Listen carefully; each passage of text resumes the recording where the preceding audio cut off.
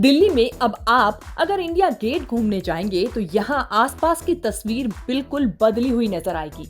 देश की राजधानी का सबसे चर्चित प्रोजेक्ट सेंट्रल विस्टा एवेन्यू तैयार है। विजय चौक से इंडिया गेट तक 3 किलोमीटर लंबे राजपथ का कायाकल्प हो चुका है। इंडिया गेट के पास बनाए जा रहे सेंट्रल विस्टा का काम तकरीबन पूरा हो गया है। इसे फाइनल टच दिया जा रहा है। 8 सितंबर को प्रधानमंत्री मोदी इसका उद्घाटन करेंगे। 9 सितंबर को इसे आम लोगों के लिए खोल दिया जाएगा और इसके साथ ही लोग अपने पसंदीदा इंडिया गेट पर घूमने के लिए आ सकेंगे, शॉपिंग, बोटिंग और पिकनिक मना सकेंगे। सेंट्रल विस्टा एवेन्यू प्रोजेक्ट के तहत विजय चौक से इंडिया गेट तक के रास्ते को दोनों ओर से नए सिरे से डिजाइन किया गया है। लाल ग्रेनाइट से बना पैदल पथ की खूबसूरती देखते ही बनती है। पैदल चलने के रास्ते को ज्यादा चौड़ा बना दिया गया है। रास्ते को पार करने के लिए कुछ जगहों पर खास डिजाइन के अंडरपास भी बनाए गए हैं। फाउंटेन एरिया को भी साफ सुथरा कर दिया गया है। वेंडिंग जोन, पार्किंग स्पेस और खाने पीने के स्टॉल बनाए गए हैं। इसके बाद राष्ट्रपति भवन से लेकर इंडिया गेट तक के इलाके की खूबसूरती ही बदल जाएगी। इस 3.2 किलोमीटर के इलाके में राष्ट्रपति भवन से साउथ ब्लॉक, नॉर्थ ब्लॉक, संसद भवन, शास्त्री भवन, नेशनल आर्काइव्स, नेशनल म्यूजियम, विज्ञान भवन, Indira Gandhi national centre of arts और इंडिया गेट तक एक नई तस्वीर उभर कर आएगी।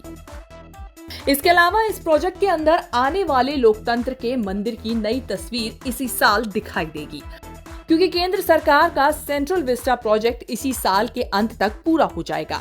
सेंट्रल विस्टा के बनने से देश को नया संसद भवन तो मिलेगा ही, उपराष्ट्रपति और प्रधानमंत्री को नया आवास भी मिल जाएगा।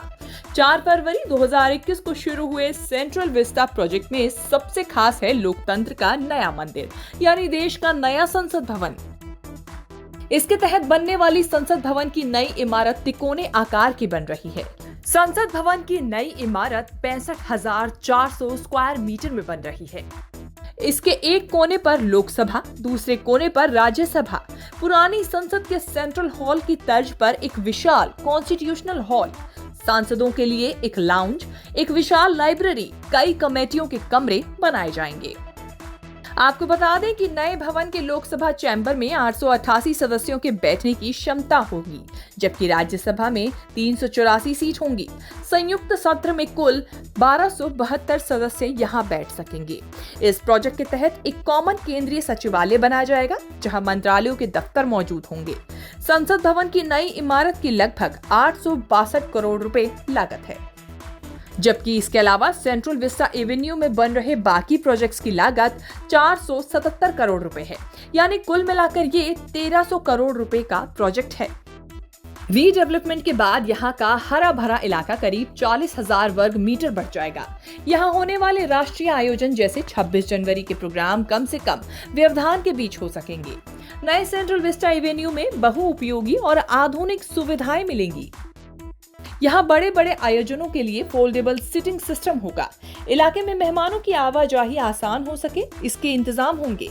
ये पूरा इलाका पर्यटन के लिहाज से विकसित किया जाएगा। इलाके में पैदल आने जाने वालों के लिए अंडरपास बनाए जाएंगे। पूरे इलाके में पार्किंग की कैपेसिटी बढ़ाई जाएगी। पुनर्विकास में स्ट्रीट वेंडर्स के लिए अलग से जगह तय की जाएगी। नए सीढ़ीनुमा पार्क और नई नहरें इस इलाके की खूबसूरती को बढ़ाएंगी। नए सेंट्रल विस्टा एवेन्यू में नई और बेहतर सार्वजनिक सुविधाओं को जोड़ा जाएगा।